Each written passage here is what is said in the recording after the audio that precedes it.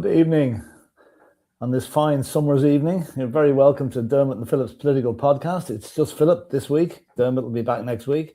And once again, we're delighted to have as our guest Irish Times journalist Ronan McGreevy. Ronan is also an author of numerous best-selling books, including Sean Lemass, The Lost Memoir, The Kidnapping, about the Don Tidy kidnapping, Wherever the Firing Line Extends, a particularly brilliant book about the Irish soldiers fighting in Flanders in the First World War, and The Great Hatred, the assassination of Sir Henry Wilson MP after the First World War. And also, I learned something during the week that I hadn't realised. I believe you're actually, Ronan, you were actually knighted by the French government in 2018. Yeah, sorry, it's Sir Ronan to you, yeah? Sorry, I'm sorry.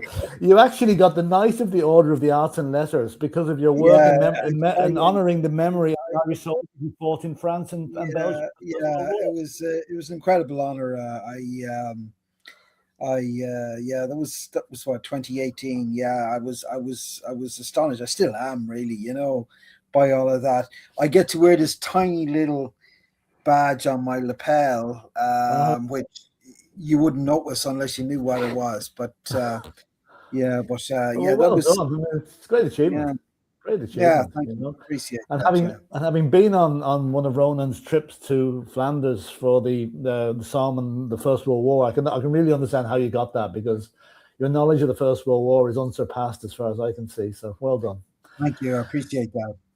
Anyway, back just, on that subject, I was at the Island Bridge commemoration, the annual commemoration, where it's 110 years on from the Battle of the Somme, and the mayors of Dublin and Belfast laid wreaths. Emma Pengali, little Pengali, came down. She laid a wreath.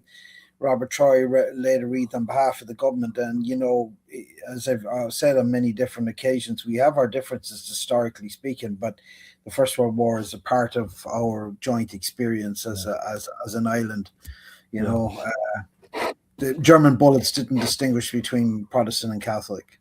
No, well, I think a visit to the Ulster Memorial is enough to highlight what you said there. It really was. It's sort of one of these things you never forget once you've been to that place. But anyway, back in the present day, I suppose we have to start. And I hate waking up in the morning and every first news bulletin is dominated by Donald Trump.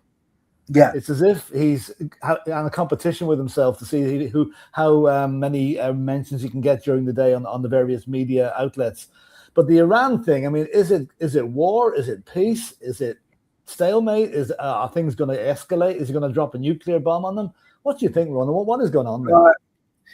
I just think it's nonsense what's going on. I mean, I think there was 3 attacks on vessels, oil tankers during the week, which were blamed on the Iranian government, and Trump decided that they were scum, as he put it, and broke off. So the ceasefire, the 60-day sort of pause, was at an end, and that everything was, had returned to what it was, which was a war. But actually, it turns out that those attacks by tankers were probably done by rogue elements within the Iranian sort of military who don't want to compromise in relation to this. So, and yet Trump is still there saber rattling away, talking about going back to this thing about annihilating Iran. Nobody believes him. And I just don't know what the hell he's at. This is the problem when you have somebody as erratic as this, as the president of the United States. Nobody wants to go back to this war in any circumstances whatsoever. We're just getting back on our feet. The world economy was getting back on its feet. People were trying to return to normal, particularly in the United States, where this war is deeply, deeply unpopular, and he blows up again. So I mean, all I can say to you is that the talks are still ongoing. I think the Qataris are trying to mediate between the Iranians and the Americans, but it's just not good. This constant attention seeking, this constant lack of consistency, this unpredictability is just becoming really wearying for the world at the moment. And apparently Trump's calculus, he doesn't actually care what happens in the November midterm elections. He's not going to be re-elected, so he's given up that thought. So he's just going to do what he has to do, and the rest of us have to suffer the consequences. He seems to be. I would have thought possibly some of the European leaders or the NATO leaders that met up during the week there might have had the sort of gumption to say something to him and try and talk him around a wee bit. But it just seems to me now he went to NATO saying what a great job he was doing and how everybody loved him. Yeah. And they were kind of sniggering behind his back. You know, he seems to become kind of like the fool that we have to suffer gladly. And especially this thing about Spain going to stop trading with Spain. Does he not realize you cannot stop trading with an EU country without stop trading with a whole lot of them? Yeah. So his lack of knowledge about basic things that presidents should know about is staggering. And it seems to me, I always think, every time I think of Donald Trump, I think of that children's book, The Emperor's New Clothes. Yeah. It just appears nobody is telling him what's actually going on in the real world. And he thinks that he's absolutely the most popular thing since sliced bread, for one of the better things. He's completely delusional, and obviously he has people within his own cabinet who will tell him what he wants to hear. Look, this is a story as old as time. You get a despotic figure, and nobody has the guts to tell him the truth of what's going on, and he lives in this fantasy land. You saw it in the movie Downfall, that brilliant film in particular, that from which parodied Hitler Reacts scene. Oh, yeah. Basically, you know, he's if you have a top-down leadership, and if the leader himself is not getting the right information, then the whole thing is in a state of stasis. And this is happening in Russia as well, where apparently the commanders are afraid to tell Putin the truth about what's happening in the war that he's losing now, and that the devastation that's been caused to the Russian supplies is absolutely extraordinary. But who's going to tell him that? Who's going to tell him that? And you know, people suffer as a result of the fact that far too many leaders there is no body to tell them the truth about what's happening. So I don't know what's the story here with this Iran war thing. Nobody, and I say nobody, wants to go back to this. Yeah. You know, so and I think what he did during the week as well, he also invented a new country for us. Yeah, the Islamic Republic of Japan, which was, I'm sure the Japanese people were quite surprised to hear that, but I think that just shows you how clued out he is. He's 80 years of age. You know, he's 80 years of age. He's not a particularly healthy man. He shouldn't be president, irrespective of you know, he should be. There's a reason why people retire at 65, you know, and he's 80 years of age with the biggest job in the world. And I just think that this is just it's just farcical. But what's happening now in the world, and I was at a conference during the week on global security, is that speech that Mark Carney gave at Davos, stating that, you know, we have to realize that there's a new world order, you know, and we have to realize that we cannot keep dependent on the United States for everything, that we have to do things ourselves. I think that's coming to fruition in a lot of ways. European powers are spending more money on defense. They're leveraging themselves away from the United States slowly, because obviously the United States is the only indispensable country in the world. It's still the most powerful country in the world, but I think I don't think America's reputation will come back from this for decades, in my view.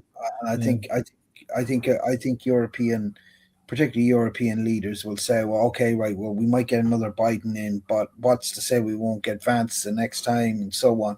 So there's been a real rupture now, you know.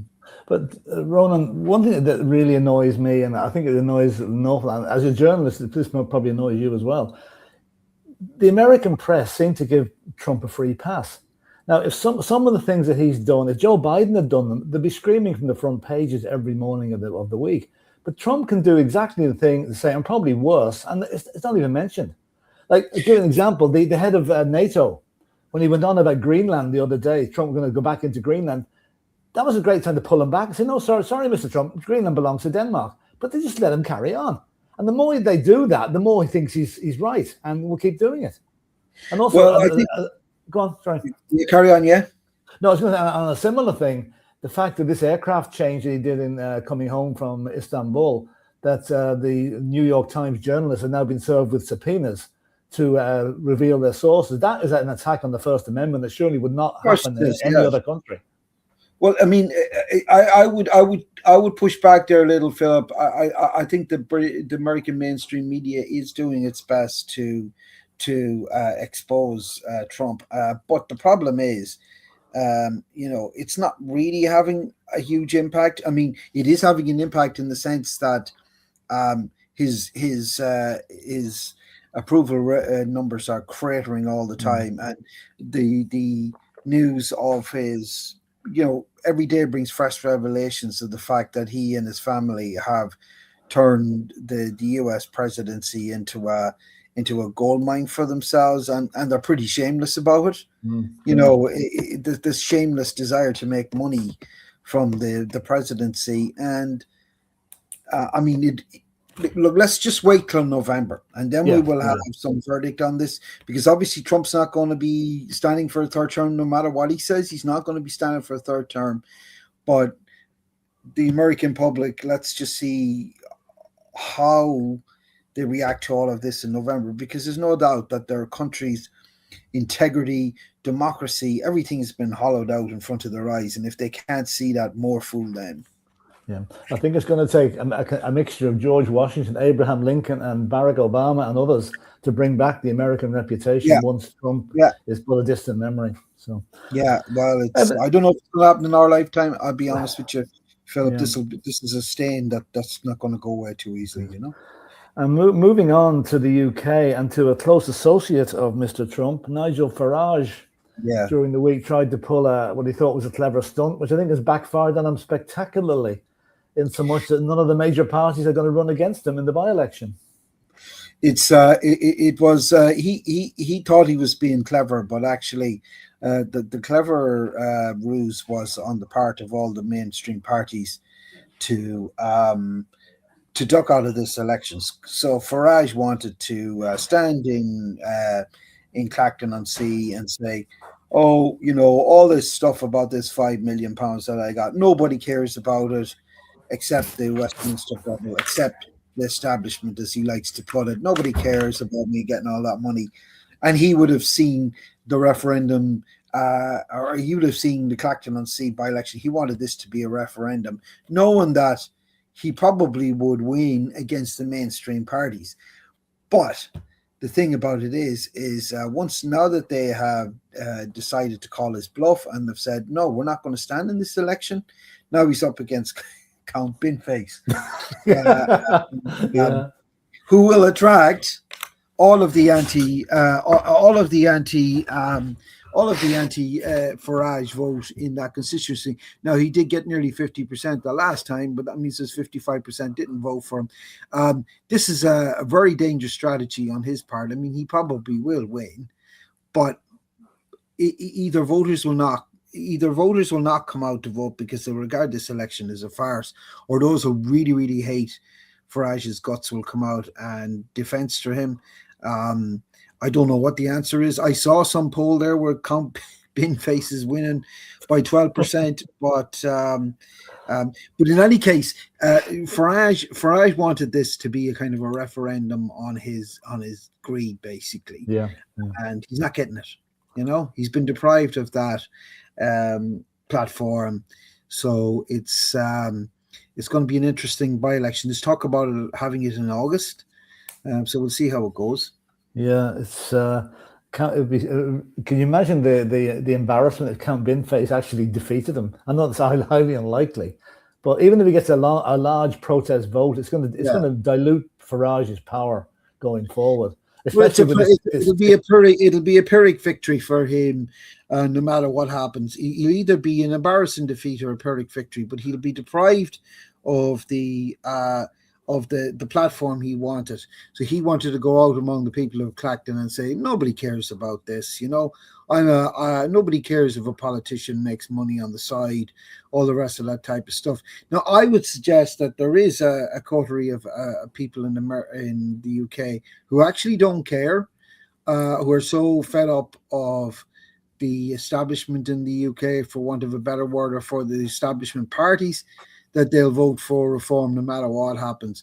That it's the equivalent of, Trump saying that he could go down Fifth Avenue and shoot somebody and people would still vote for him. I'm not sure that that's the case, to be honest with you. Reform are getting hammered left, right, and centre because, for totally legitimate reasons, not just this, but also the money that was given to the party by George Cottrell, Posh George, as he's known, before the 2024 British general election as well, which is also the subject of an investigation. So what I find really most gallant about the whole thing is that all of these frauds in reform, like Farage, Richard Tice, multimillionaire, what do you call the guy, the chairman, Yahya Yousaf is his name, who sells yachts and expensive wines to people for a living. All of these people claiming that they're anti-establishment and that the establishment is out to get them. It's just utterly crazy. Yeah, I think though there was a bit of a sobering message yesterday when the word came through of Anne Widdecombe being murdered. Anne Widdecombe went from being a Conservative minister down to joining the Brexit party. And met her end in horrific circumstances over the last few days, which is very, very sad. It is. I mean, she wouldn't be the first woman to be the victim of male violence. But I mean, the question here is whether this was a politically motivated killing or whether it was simply an opportunistic killing by somebody who may have decided to rob her or to assault her. In any case, it's really, really sad. Anne Widdecombe was quite a formidable politician in Britain for many, many years. I mean, you and I and most people in Ireland wouldn't agree with her stance on Brexit, but it's a shocking end to a woman who was, nobody deserves to die like that. It's just an awful, awful thing to happen. I think there's been some horrendous messages posted online about her demise, and a lot of them now you couldn't even repeat them. They're so disgusting, and celebrating the fact that the lady is dead, which I think is horrible, regardless what your politics are. But there is some terrible stuff out there, and how divisive politics has become in the UK. Yeah, well, there's the old saying, "Don't speak ill of the dead."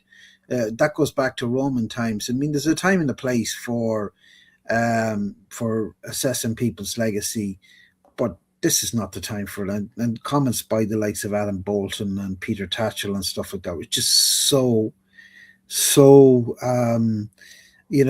tactless and insensitive and inappropriate in the time frame. If you haven't got something good to say about somebody who's died, say nothing. Because there will come a time, particularly if they're a politician or whatever, where there will be a more honest assessment of their lives. But it's not, especially when somebody's murdered, you just don't go down that road. Yeah. And of course, there was a sad death as well. His name escapes me at the minute. The Sky News anchor that died of prostate cancer there last night. Dermot Phillip, yeah. I mean, he was good. I liked him. He was a really good, great man. Really good. Yeah. Great guy. So may he rest in peace. And I'm a bit out of touch with the Prime Minister situation. When is Andy Burnham taking over, or when's the D-Day? I think it's the 20th of July, which is Monday week, and that's the day after the World Cup final. So there you go. And which brings us nicely onto the next subject. Are we going to have imagine his first role as British Prime Minister is to welcome home the England team that just won the World Cup. Well, tonight we'll tell the last whether that's going to happen or not, and Argentina stand in the way if they get that far. So it's going to be a very interesting week, another week and a day, and that's it. But here's my prediction, right? And go on. You may be laughing at me. I think it's going to be an England-France final. I think I France will win. wouldn't disagree with you. I wouldn't Yeah. disagree with you. I think Argentina, good and all as Messi is, they can't rely on him. England will have a plan to keep him quiet and keep Messi quiet, and you've got a lot of that team in your pocket, you know. But France, France are going to be very difficult to beat. Oh yeah, I can't see anybody. I think this is. I don't remember a World Cup, and I might be wrong about this, in which one team is so obviously better than all the rest. I mean, it might have been 2002 was the last one, but to me, they're just on another planet. And I actually think the real World Cup final is going to be France and Spain. You know, Spain have been outstanding as well. You know, they both play brilliant possession football. They're both outstanding teams. My own belief is that France are just too powerful up front. But then Spain have been brilliant at the back as well, notwithstanding the fact that they conceded against Belgium, but that was really against the run of play. It'll be a great World Cup semi-final between those two teams. I mean, I think whoever wins that will win the tournament. Yeah. It would be, it'd be England to get to the final and get beaten again. You know, it would be very tough on them, very tough. And I think that the knives will be out for Thomas Tuchel if they don't win this competition. Well, I mean, like. Yeah, but I think getting. Yeah, I agree with you. But I think getting to, if they get to the World Cup final, it's a big if. Obviously, I think that would be a great achievement. To be honest with you, and they were brilliant against Mexico. I mean, they were so focused. They had their game plan right.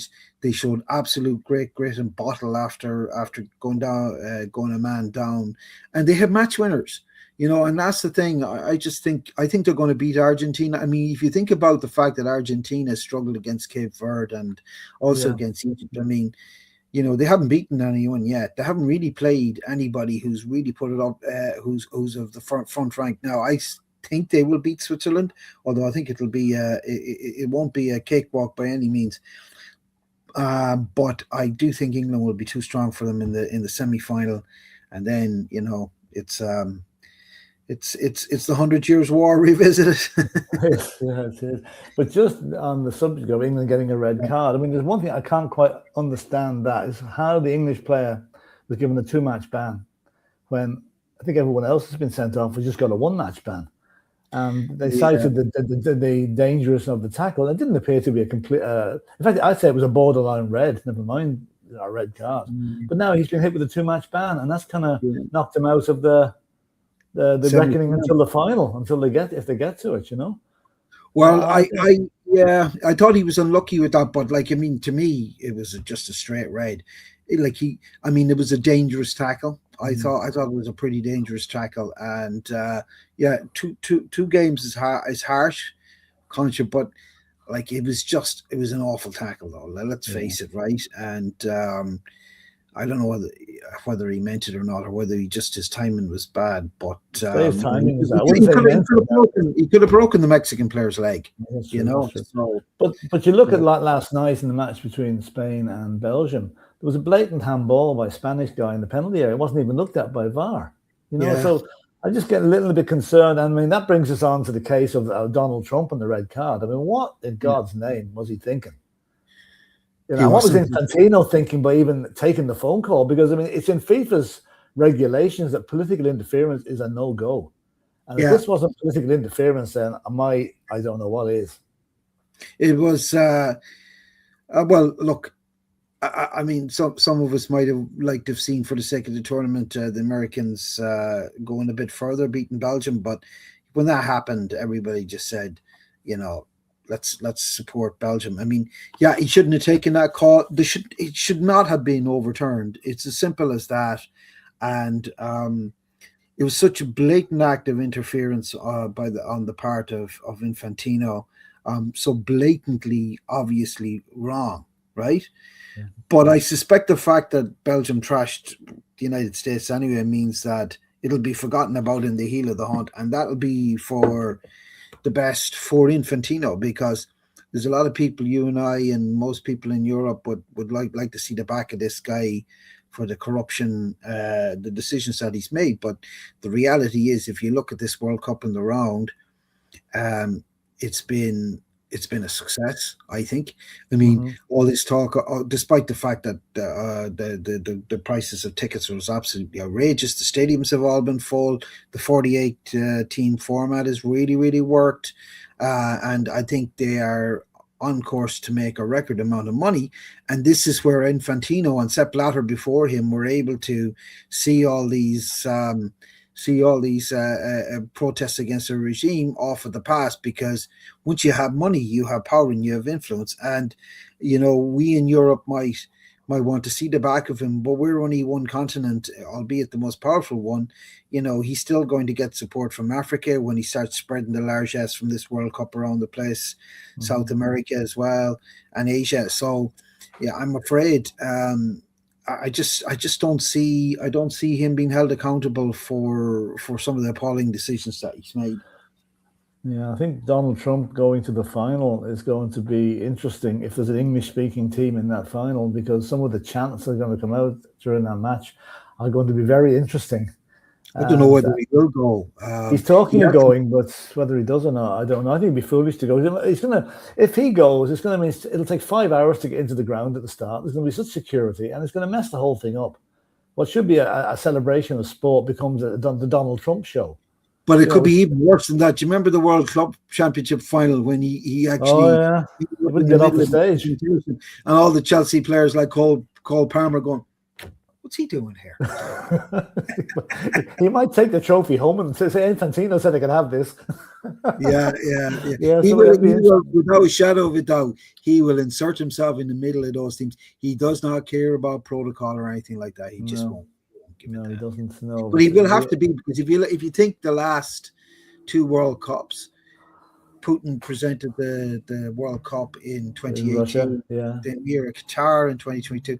So he'll have to be there, and of course that'll be, as you say, that's going to be a massive issue, security issue for everybody, and then he's going to get his arse booed for himself as well. So, he got it done at the New York Knicks. Do you remember during the basketball? He went to the one match that they lost. And so everything Trump touches dies apparently. But just generally on the World Cup, one thing that struck me a bit strange actually, has been some of the refereeing appointments. Yeah, they've been giving referee from Nicaragua. I don't know, I forget which game it was. We'll say it was Argentina versus England or something like that. Yeah, and the likes of the referees from the Spain, France, Germany, the major leagues aren't given these matches. And then the other night they gave the French game against Morocco. Every one of the officials was from Argentina, which struck me as a little bit. Could have gone wrong. The referee was from Argentina. A whole lot of them were the five officials. But you see, I'd say that's down simply to politics. I mean, every continent, it is the World Cup, but it says so, So obviously, if you have France versus Morocco, you're probably going to want to have a referee from a different continent doing that one. So, you go to South America and so on. El Salvador refereed Mexico. I thought that was a little bit close to home. Yeah, that's a bizarre one as well. Yeah. But anyway, I don't know. What do you think of the standards of refereeing in the tournament? Well, I'll tell you one thing I like. They've been letting a lot go. A lot niggly fouls that would be pulled up in the Premiership. But what is doing my head in is the amount of players falling to the ground, holding their faces when they weren't touched in the face, and wasting time.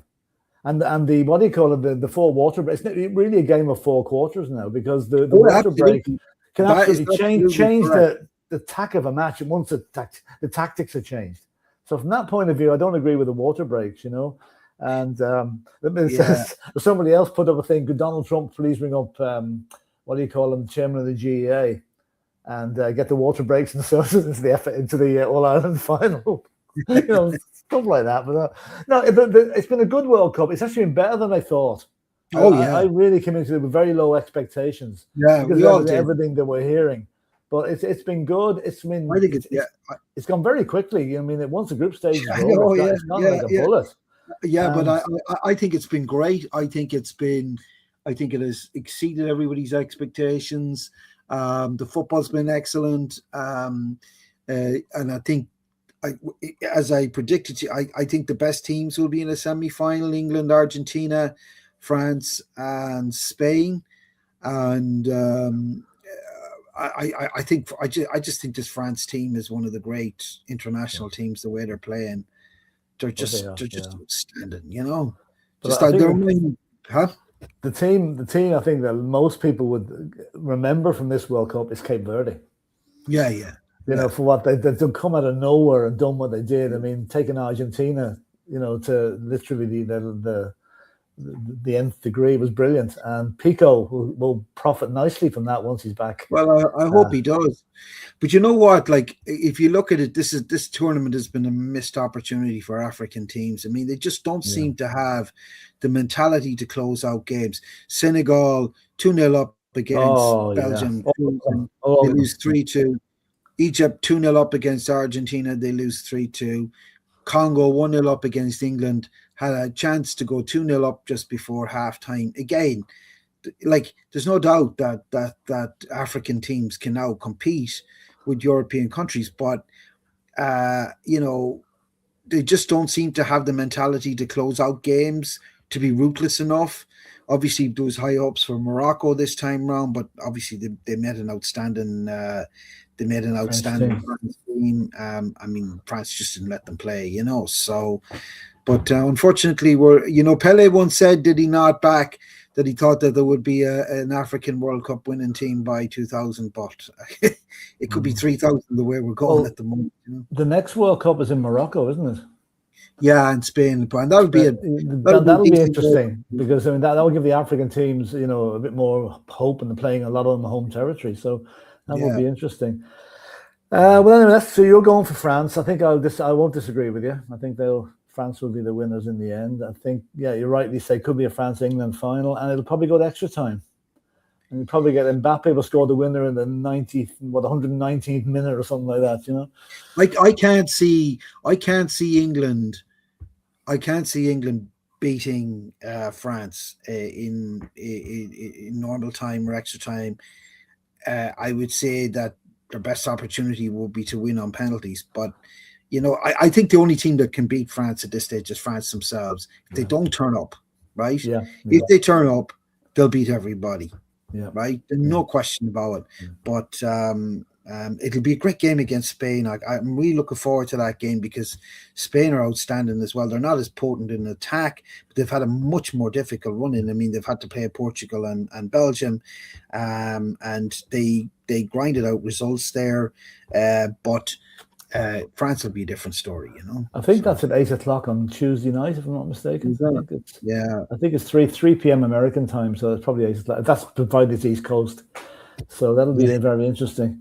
And we're just going to finish off with just a few little Irish matters that cropped up during the week. And I suppose the one that's on most people's minds at the moment is that savage murder down in Kerry, where I presume it was the ex-boyfriend of the deceased has now done a runner and ended up back in Jordan, but there's no extradition treaty. Yeah, so I was down there. I was actually down in Killarney, coincidentally, during the week, and I mean, all of these murders are shocking, right? But what thankfully has not occurred. I mean, let's call a spade here, right? This poor woman, what's her name? Carney. I'm trying to think of her first name. Jamie Carney. Yeah. You know, she came over for a new life for herself and her daughter in 2021, and she met this young asylum seeker who's living in Killarney, and he suffocated her to death. You know, he choked her to death, and he fled the country before he could before anybody had discovered that he had murdered her. He's now on the run in Jordan, and the mainstream press, including ourselves, are getting it in the neck because we don't name him. Now, you can find out who he is on social media. It's not a problem. I've seen his name. I've seen his name as well. I've seen his name everywhere, but we're not naming him because apparently, if somebody's in the asylum system, you can't name them if they committed a crime. Now, that is pretty outrageous, you know. So I don't know what's going to happen to this guy. I have no idea. But one thing I will say is there's been no, thank God, there's been no trouble in relation to this the way there was, you know, after the attacks in Parnell Square and the attacks in Belfast, and also elsewhere as well. The riots outside City West, but it's not good. It's not a good look, and I hope to God he's caught. But it isn't good if and you know what? You can only extradite somebody that you have an actual charge against. You can't extradite somebody on the strength of that is a charge coming up. Yeah, right. Okay. So that you just he had a 12-hour start. He had a 12-hour start before. I think the body wasn't found till lunchtime, and he was on the bus at 3 a.m. from Killarney. It's very, very sad. And also, we've got not a similar case, but the Dublin guy who can't be named in Hungary, given a 12-year sentence for rape and for murder, and he can't be named either under Hungarian law. So it's strange, very strange. And politically wise around Dublin, Dermot or Ronan, what's happening? Is there anything important that you think might be coming down the track over the next few days? No, I don't think so. I'm just trying to think. No, things are very quiet. We do seem to we seem to have a very boring political system or political life in this country, which is actually I would say a very good thing when you look at what's happening elsewhere. I don't think there's much happening at the moment. I'm racking my brains as to what life issues there are. I don't think there are any, which is. But it is nearly the silly season, so let's hope it continues that way. Well, I was listening to the radio this morning, and Iska Éireann were coming on about the areas in which there was a water shortage, and I was gobsmacked to hear South Leitrim was included in that.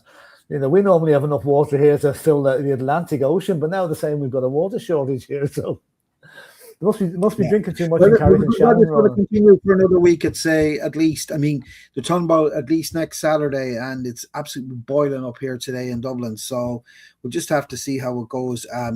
This is certainly this is starting to rival 76 and 95, which were the other great Irish summers in terms of weather, and we're not in August yet, and we've already had 2 heat waves, and we have one in May as well. So there's I'm not trivializing climate change, but let's just enjoy this good weather while it lasts. You were away in Spain there recently. Was it very hot down there? No, it wasn't actually. When I arrived in Santander, it was about 16 degrees. So they had just got rid of their heat wave, and they were so glad. It was just paralyzing everybody. It was like 35 degrees every day, and nobody could do anything. And so it was much more manageable when I went there. Okay, right, okay. And just to finish off, I think we have to congratulate 2 of the GA teams that won through today. Now, for me, I know Mayo have won very handsomely through to the All-Ireland final by beating Louth by double scores. But I think the team of the day has to be Wicklow. Absolutely. How many points were they? 11 points down at half? 12. They were 12 points down at half time. They were barely got a kick in the first half, and they came out like demons in the second half, and they won by 2 points. Louth only scored 6 points in the second half. It was incredible. I've never seen a game like it. Amazing. Yeah. Well done, Wicklow. And the first team from Division 4 to win the Tailteann Cup as well. So, right. There's hope for Leitrim yet, yeah? Well, yeah, hopefully. That's about all we'll ever win. We can but hope. But anyway, listen, we're going to... Here's hoping Mayo win the All-Ireland at last. That's it. Mayo have to win it now. Yeah. We're going to finish off there. But next week, we're going to be doing a show based solely on Irish politics and the Irish political scene and things happening in Ireland. Because there's a lot that will be happening over the next few weeks. So that we'll be doing that with Dermot and Ronan in a week's time or so. But again, Ronan, a pleasure as always to have you on. Thanks for coming on and giving me your time. Philip. Always a pleasure, yeah. And we will talk to you soon. Enjoy the rest of the sunshine, all right? Indeed.